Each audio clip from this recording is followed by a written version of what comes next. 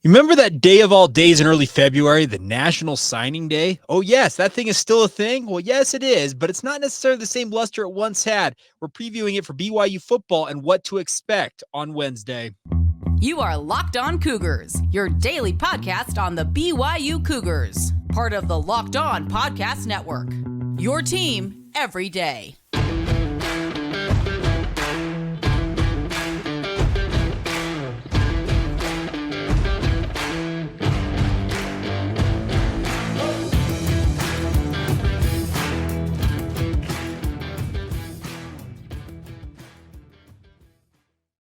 What's up, everybody? I'm Jake Hatch, your host here on Locked On Cougars, your resident BYU insider. Thank you for making Locked On Cougars your first listen of the day. Appreciate all of you who are everydayers with us right here on the Locked On Podcast Network. This is your original daily podcast focused on all things BYU sports, and we are brought to you today by our friends over at FanDuel. Make every moment more with our friends at FanDuel. It's Super Bowl week.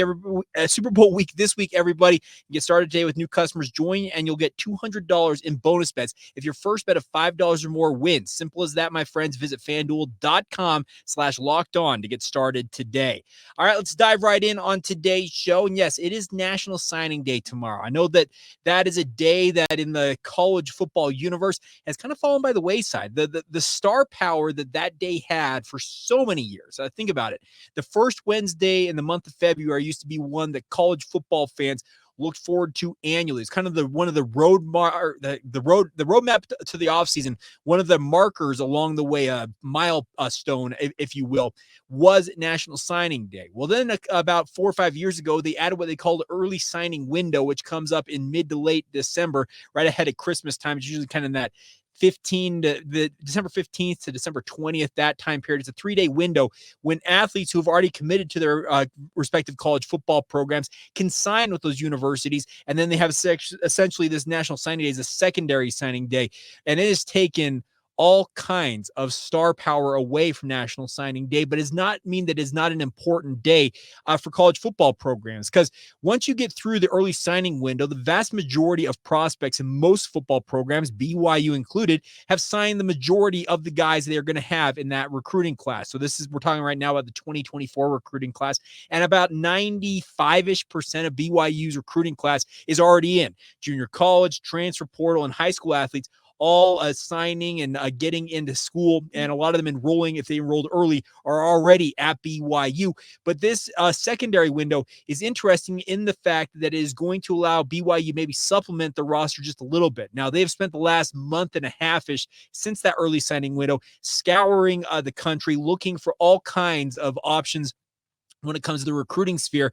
But the other thing is that BYU, having signed as many guys as they did, and signed as many is a relative term, because remember, BYU last year brought in over half of their roster was brand new on last year's football squad, whether that was return missionaries, high school signees enrolling, transfer portal targets, junior college enrollees, and the like across the board. BYU turned over more than half of their roster last year. They're not going to have that same amount of turnover this year, but they still did sign the vast majority of the guys they're going to sign in this recruiting cycle in December. So what is tomorrow going to hold for BYU? Well, I expect you'll see at least a trickle of names coming in for BYU, but it's not going to be anything that's out of the ordinary. There's not going to be a revolutionary signing in my mind that is going to make BYU fans slack-jawed and be like, what in the world just happened? We just got it. That's just not going to happen. Now, Faletau Satuwala was the big surprise for BYU. Obviously, him picking BYU at the All-American Bowl. BYU already announced his signing, meaning he had signed in the early signing window. So there are 3 names in particular I'm going to be tracking for BYU going into signing day tomorrow. Could there be 1 or 2 more names that end up being announced by BYU? What I mean by that is, if I should back up real quick on this, is that if BYU announces a kid is signed with the university, that means they are a scholarship athlete who has signed a national letter of intent. There are a number of guys and athletes who are going to join BYU or may have already joined BYU who are walk-on athletes. When you are a walk-on, a preferred walk-on, or just a walk-on in general, you do not sign any paperwork that is legally binding between you and the university. So therefore, BYU is not going to announce your name. And that goes for a guy like Mark Collins. Now, many of you might remember that name. He was a transfer from Weber State University, who announced he was committed to BYU, but never was announced by the Cougars. Well, I saw on social media this past week that he is already working out with BYU in Provo. He's part of their offseason workouts. They have divided up the team into multiple, they call teams. There's about 8 to 10 athletes, it looks like, per team, and they're competing in various tasks in winter workouts. And Mark Collins is on one of those teams. So what does that mean? Mark Collins is a walk-on with the BYU football program. He is enrolled at BYU. He is a member of the football program, but he is not an official signee scholarship player. So therefore, you're not going to hear his name announced. Could that change tomorrow and BYU decides to change his status to a scholarship athlete? Yes, that could happen, but it appears right now that he is a walk-on. So back to the point at hand. What are the 3 names that I am tracking going into National Signing Day for BYU tomorrow? Well, number 1 is a name that has been rumored for a long time now. It's the name of Naki Tuakoi out of the Bay Area. Plays for Fremont Senior High School out there in Oakland, California. 6'4", 222-pound edge rusher / linebacker prospect. And I think BYU's in pretty strong position to land this young man. He's a high-level 3-star prospect. 24/7 Sports has him an 87 rating.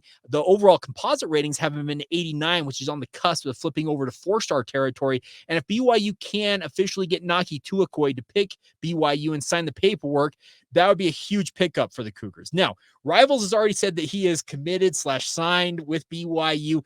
Maybe they knew something that nobody else did and were willing to report it. We'll find out. But I'm expecting to watch Naki Tuakoi. If he does sign with BYU, that announcement comes tomorrow. Now, one of his high school teammates that BYU's been hot on the heels of as well is another kid to keep an eye on, and that is the name of Sefo Akila, and I hope I'm pronouncing that correctly. Now, Akila is listed as an athlete on 24/7 Sports. He has been committed to Arizona since September. He has an 86 rating from 24/7 Sports, 85 and change rating composite-wise across the country, but at 6'3", 227 pounds, he is a bulldozer of an athlete. He could end up playing running back, tight end, linebacker, defensive end. There's a myriad of positions that BYU could put a guy like Sefo Akila on the field at. And I would track his name heavily considering Jed Fish's departure from Arizona and that seemingly changing the dynamic around Akila's commitment. Now, could Brent Brennan, a guy who's got connections to the Bay Area, having come over from San Jose State, could he have firmed up Akila's commitment? That very well could be the case. But it's another name to track going into tomorrow and see if he backs off of that commitment to Arizona and ultimately joins his high school teammate Naki Tuakoi and going to BYU. He played quarterback in high school and 6'3", 227. You can't teach that kind of size for a young man. And I really think that this tandem of Tuakoi and Akila would be really, really welcome signings for BYU because both of them, as I mentioned, are high-level athletes who could do a lot of good for the Brigham Young University football program. And then the third name that I am tracking, and this is a bit of a sentimental one for many of us who have watched BYU football for any significant period of time. That is the name of Lance Reynolds III. Now, if the last name Reynolds sounds familiar to you, I hope it does because Lance Reynolds Sr. was a player for BYU, was a graduate assistant, ended up being an assistant coach through 3 different head coaches at BYU, working first for Lavelle Edwards, going through the Gary Crowton years, and then ultimately spending a large chunk of time on Bronco Mendenhall's staff as well across like 30 some odd years with the BYU football program for Lance Sr. His 4 sons, Lance Jr., Dallas, if I get these right, Matt, and then Houston were all members of the BYU football program, all of them offensive linemen like their father. Lance Sr. ended up coaching mainly running backs during his career at BYU, ended up as an assistant head coach at points, offensive coordinator, recruiting coordinator. He did it all for the BYU football program. And I can tell you, to a man that I have ever met, they speak extremely highly of Lance Sr. And obviously that legacy carries on now with Lance Reynolds III. He is the son of Lance Jr., who was the oldest of Lance Sr.'s sons, if you can kind of catch the trend here. But Lance the third is not an offensive lineman. No, he is a 6'2", 190-pound athlete out of Orem High School, so a stone's throw away from BYU.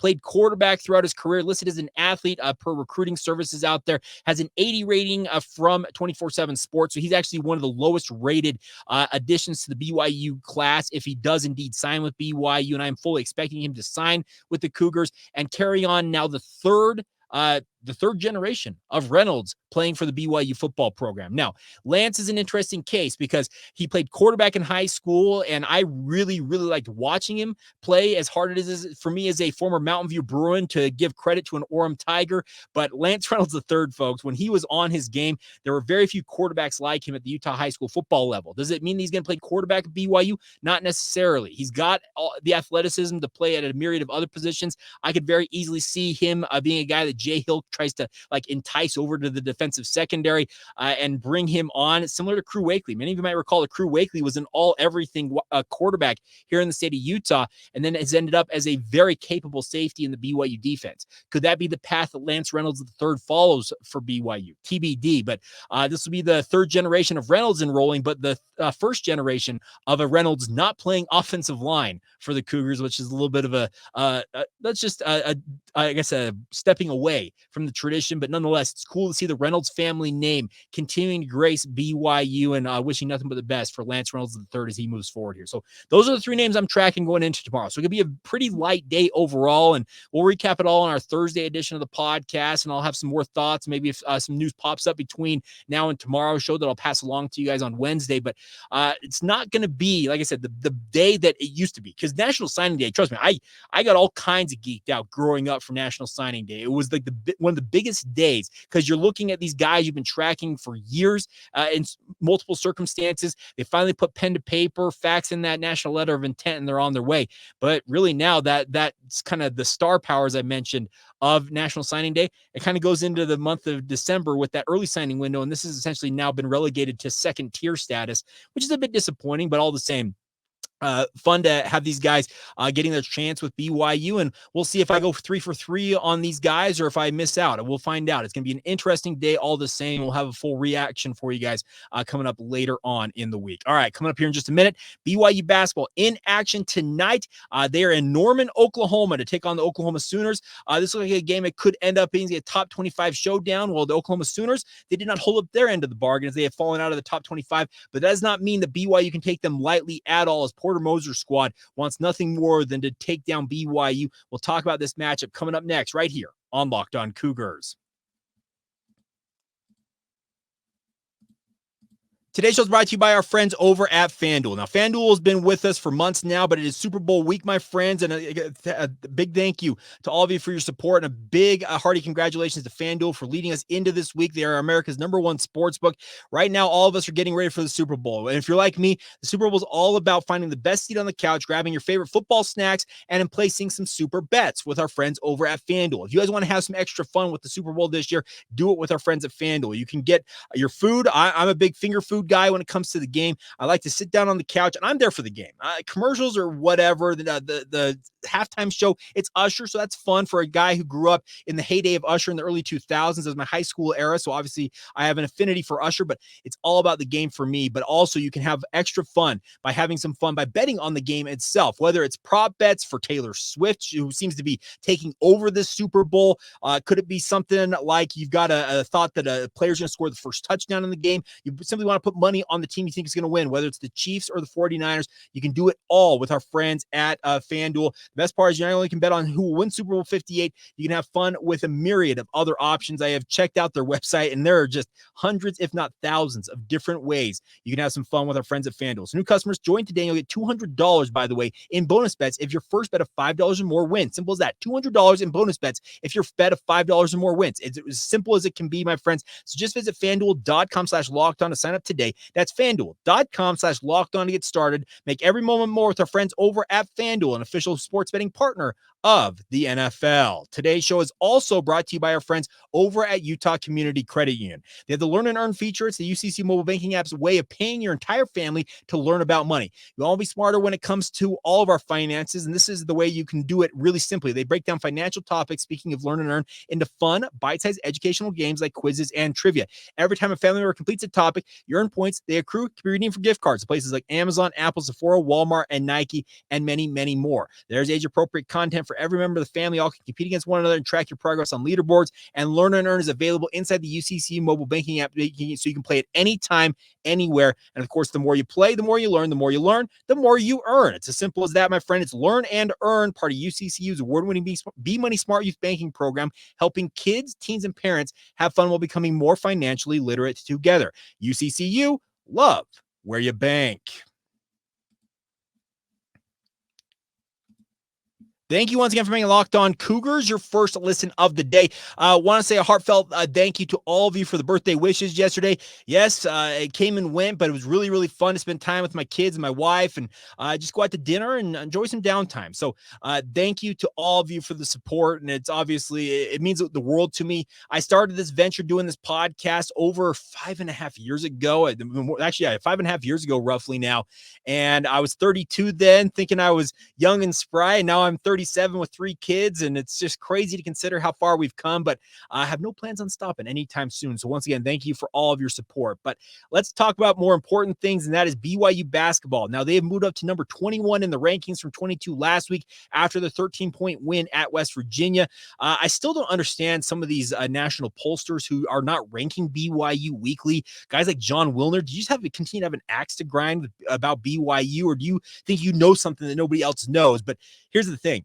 BYU's firmly in the mix of the middle of the Big 12 conference. They just came home off, they actually didn't come home. They traveled to Oklahoma off of a big win over West Virginia and rewarded with a one-place bump in the national rankings. I think 21 is a pretty solid place for BYU to be, especially considering they're sitting like almost dead center in the middle of the Big 12 standings at 4-4, 7th place overall. I'm looking forward to seeing how things pan out tonight. Now, Oklahoma was ranked until this week, and it's crazy to consider that Oklahoma is now unranked because wasn't it like 3 or 4 weeks ago? This was a top 10 ranked Oklahoma squad, and they've had a similar rise this season to BYU in that they did not have a ton of expectations placed upon them in the preseason. Porter Moser, the former Loyola Chicago coach, has done some pretty good things during his time at Oklahoma, but it's crazy to consider this was a squad. I think I saw them as high as 9. They may be even higher than that at one point this season, but life comes at you fast in the Big 12. And that shows you how quickly things can change for a program like Oklahoma. Now, they are coming into this game as they host BYU on the heels of losing 3 of their last 4. They have lost against Texas at home, also to Texas Tech at home by 1 point. Then it beat Kansas State on the road and boat raced the Wildcats 73-53, and then lost at UCF, by the way, this past weekend, giving Johnny Dawkins his 300th career win as a head coach. But that brings him into this game tonight, 6 o'clock Mountain Time, a tip against BYU, and I'm looking forward to this one. I think this is a nice, strong litmus test for BYU. Can they take the momentum they gained from the win over West Virginia, translate it into a second straight road win here in the Big 12? All of these road games for BYU in the Big 12, any one of them you get a road win in are valuable, extremely valuable, because we've seen that this Big 12 conference, they just love to cannibalize one another, and that's part of the glory of this conference. I don't know about y'all, but I can sit down seemingly, even if it's not BYU playing, and I will freely admit I have struggled for years with college basketball and just my overall interest level in it.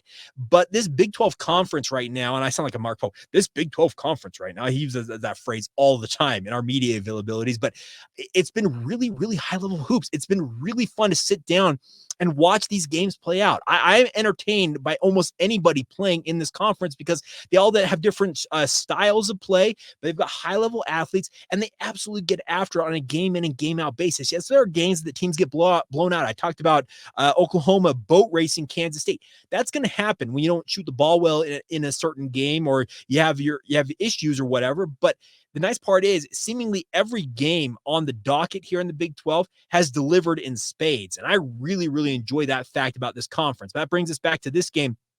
BYU's got to be able to slow down a pretty high-level attack from Oklahoma. Javian McCollum is their leading scorer with 14.3 points per game. Otega Owe is his backcourt running mate with 13 points a game. And then Jalen Moore in the front court with 10.2 points per game. Those are your leading scorers for Oklahoma in this game. And BYU is going to have to counter with their lineup. And it is still TBD on Ali Khalifa's status. And they were hoping that they maybe could get him to fly out after recovering, hopefully, from his illness and injury concerns that kept him home home from the West Virginia trip. But you look at this, and it's interesting to watch Oklahoma's style versus what BYU brings. Porter Moser plays a 3-guard lineup, really kind of perimeter-based attack here. But, okay, so it was, okay, I just looked this up. I was looking up as we were going along here. They have risen up to as high as number 7 as after a 10-0 start to the season. But once again, you fall out of the rankings after rising as high as number 7. Once again, life comes at you really quick in the Big 12, and it can take you from as high as 7 in the national polls to out of the top 25. It's crazy, but the biggest thing is that it's a boomer bust Oklahoma squad. And what I mean by that is something that I saw on Vanquish the Foe, and Robbie McCombs wrote the preview. He points this out. The Sooners don't play a ton of close games. I'm quoting from this article here. Their 4 conference wins have an average margin of 11.5 points, and the 5 defeats have an average of 9.6 points. They either blow out or get blown out, it feels like, with Oklahoma. So that's the interesting part about that. And their 1-point loss to Texas Tech, as I pointed out, is their only conference loss by fewer than 9 points in this game. So I'm looking forward to this because this is an Oklahoma squad. If you look at the roster, similar to Texas Tech and some of these other squads, Houston is a similar circumstance where they're not necessarily the tallest, longest team out there. And BYU should, in some cases, have the size advantage with Noah Waterman. If Ali Khalifa is available, they should have a twin tower lineup that should tower over what Oklahoma has. But Oklahoma's got the ability to do a lot of things. But the biggest question mark is Ali Khalifa's status. Now, if he's not able to go, can Fousseyni Traore back up what he did against West Virginia and bring it with him to Norman? You got to hope so, because his ability to attack and really open up the inside scoring for BYU, he had the season high 24 points. I think his career high was 26, so he was not far off of a career high against West Virginia. If he can bring that inside scoring punch, think of how much more effective BYU was with him just making life miserable on the interior for West Virginia. And then the ability, to kick it out to wide open guys on the perimeter, and BYU's penchant for shooting the 3 ball, when that has that ability to have the inside out attack, it really changes how effective BYU can be and really opens up this BYU offense. So you got to have Fousseyni Traore step up in a big way. You also need to have Atiki have one of his better games. He's been in a little bit of a slump here. Now, Atiki is a guy who is going to play foul prone. He's going to be foul prone because that's just the style of play he is. He's not necessarily the most graceful guy out there on the court, but what he brings is a hard-nosed edge to this BYU squad, and I can appreciate that about Atiki. Like I said, he's not the most polished guy. If you want a polished player, look more at a Fousseyni Traore or an Ali Khalifa. But one thing that Atiki brings is just a pure physical power and just prowess that BYU will need in a matchup like this. His ability to play with that power would actually go a long way, I hope, and helping BYU play better and have better interior presence in this game. But it feels like this could be a game where it kind of goes up and down end to end in Norman, and I'm looking forward to it. I think BYU stands pretty good odds in this game. I'm not by any means saying that BYU should go in there and boat race Oklahoma, but you got to think if you're BYU, what you did against West Virginia has got to give you as good a shot to go into Oklahoma and make it 2 straight road wins. And if BYU, by the way, can get this road win and push their record to 5-4 in conference, they'd be 17-5. They'd be really riding high as they head back home to Provo to get ready for Kansas State on Saturday night. And who knows what could happen for BYU if you can prove you can win games like this against Oklahoma on the road. West Virginia is a bottom tier Big 12 team. That's a relative term because the Big 12 doesn't really have a bottom tier as it seems, but the record wise would indicate that. And BYU handled them and made really nice hay with that win. This Oklahoma game, that's kind of the next level here. They are right in the same mix with BYU. They're 4-5 in conference. They're 16-6 overall. So there's a lot going for BYU in this game. Both of these teams like to score it a lot. BYU averages 84.4 points per game. Oklahoma 77.6. So it's going to be a back and forth affair, and I'm looking forward to it. I do think that BYU should carry their confidence they have from that West Virginia game, and I can see them squeaking out a close one. I could see this game ended up like 74-72, something in that realm. But as Robbie McCombs points out, Oklahoma, they either play big wins or big losses, and that could be good or bad for BYU if that history holds true. And we'll ultimately wait to see what happens in tonight's game. It's going to be on ESPN Plus, Big 12 now on ESPN Plus. If you want to tune into that,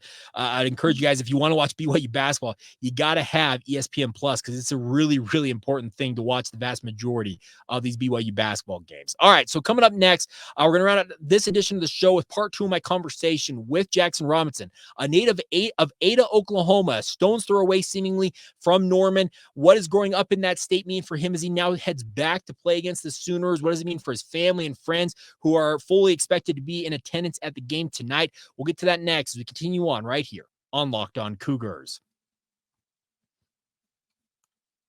Now, today's show is brought to you by our friends over at eBay Motors. Now, eBay Motors is here for you guys, making sure that you guys are taken care of when it comes to your vehicle. Passion, drive, and patience. What brings home the winning trophies also keeps your ride or die alive, my friends. And eBay Motors has everything you need to maintain your vehicle and level it up to peak performance. From superchargers, roof racks, exhaust kits, LED headlights, and more. Whether you're into speed, power, or style, eBay Motors has got you covered. With over 122 million parts for your number one ride or die, you'll always find exactly what you're looking for. And with eBay Guaranteed Fit, your part is guaranteed to fit your ride every time, or you get your money back. It's as simple as that, because with eBay Motors, you're burning rubber, not cash. With all the parts you need at the prices you want, it's easy to turn your car into the MVP and bring home that win. Keep your ride or die alive at ebaymotors.com, my friends. Once again, that's ebaymotors.com. Eligible items only. Exclusions apply, and eBay Guaranteed Fit is only available to U.S. customers.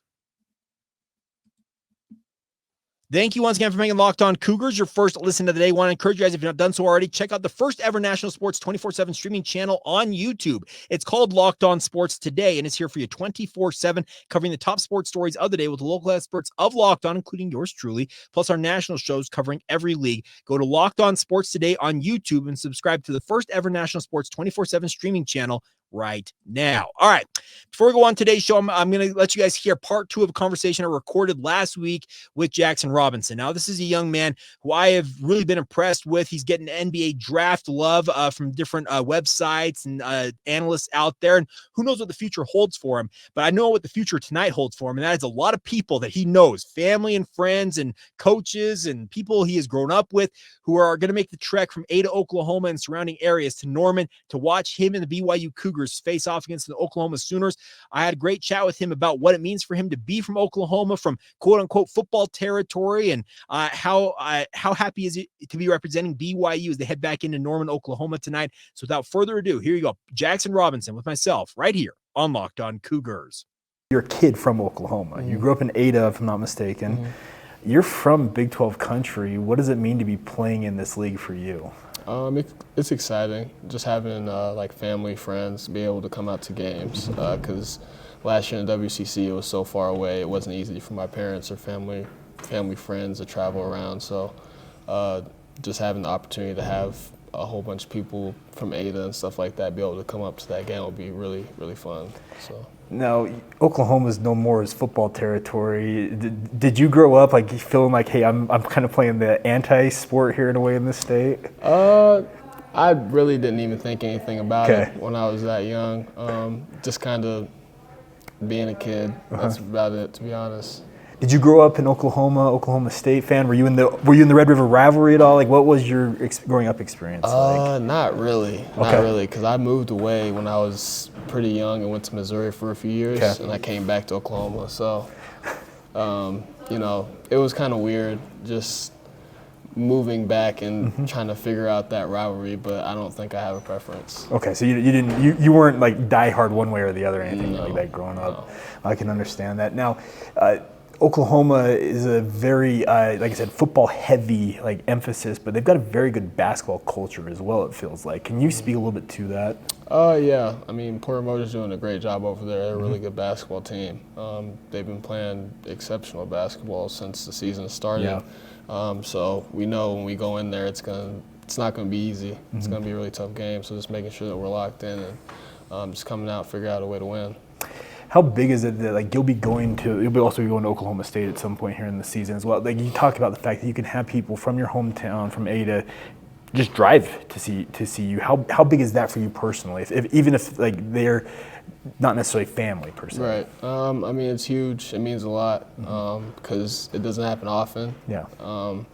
And there's only so many times it happens during the season. So just making sure that I'm taking advantage of it and knowing that all these people are coming out to see me just making sure I play my heart out and hopefully we can come out with a win.